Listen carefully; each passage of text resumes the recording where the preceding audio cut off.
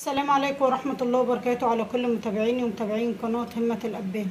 هنبدأ يومنا النهاردة بالصلاة على الرسول. اللهم صل وسلم وبارك عليك يا حبيبي يا رسول الله. النهاردة هنعمل فطار خفيف برضه. جبت 3 منابات من الفراخ وغسلتهم كويس ونقعتهم في ليمون، وهحط عليهم، حطيت المية تغلي وهحط عليهم ورق لوري، حبهان، هحط بهارات فراخ وعودين قرنفل، وهتحط طماطمايه وبصلايه، وهحط شعره من الفلفل الاسمر، حاجه بسيطه كده من الفلفل الاسمر.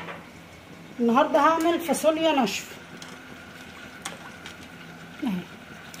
طبعا الناس ما بتاكلش كتير في رمضان، فانا جايبه يعني ربع كيلو وقسمته على مرتين. وهنا حطيت حته من الحلويات على حبه زيت، وتجيبي البصله متوسطه الحجم وتخلطيها في الكبه ناعم، وتشوحيها كويس لغايه ما تتدبل معاكي. وبعد ما البصله اتدبلت هنزل بنص معلقه من الثوم واقلبهم كويس، وهحط ربع معلقه من هريسه الشطه. لو انتوا بتحطيها بتحبيها حطي، ما بتحبهاش فملهاش لازمه. احنا كلنا بنحب الاكل يعني حامي شويه.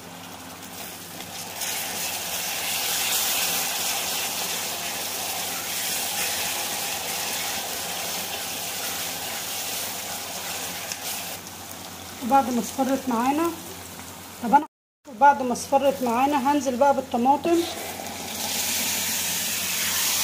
بسيبها تتسبك على نار هاديه، تغلي الاول بعد كده تهدي عليها تتسبك على نار هاديه كده. بعد ما التسبيكه دخلت على سوا هحط ربع معلقه من البابريكا، وهحط ربع معلقه من الفلفل الاسمر، شعره بسيطه كده، وهحط ربع معلقه من بهارات الفراخ، وهحط ربع معلقه من الملح.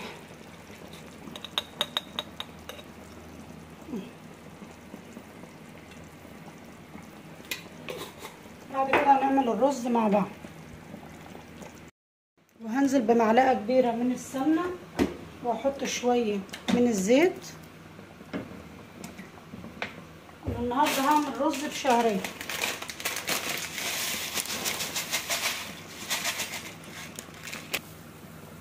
وكده بعد ما الشعريه جابت الجلد، اللون الجلد ده معانا، اللون الذهبي، هنزل بالرز بعد ما غسلته كويس وصفيته. شوحيه مع الشعريه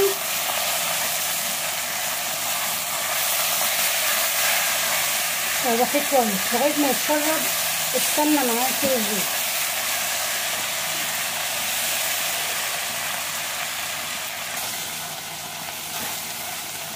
هسيبه كده حوالي 3 دقايق، بعد كده اسقيه وهحمر الفراخ.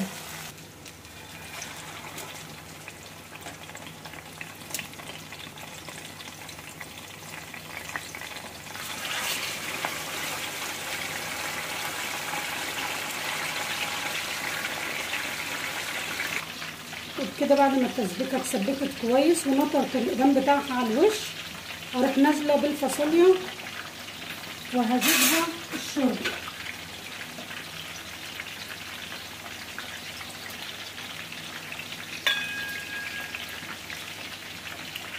كده خلصنا الفاصوليا، اسيبها تاخد قلبتين واطفي عليها.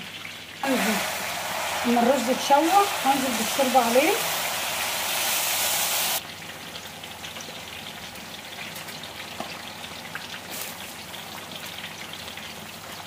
يا دوبك الميه بس تغطي الرز.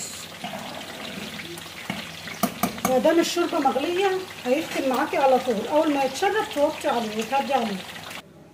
وبكده خلصنا فطار النهارده. سفرتنا اهو، عملت الفاصوليا وحطينا حته مخلل تفتح النفس معانا، وادي الرز، وعملنا الفراخ وحمرناها، وعملت طبق سلطه، وعملنا عصير برتقال النهارده. لو الحلقه بتاعت النهارده عجبتكم ادعموني بلايك وشير، والسلام عليكم ورحمه الله.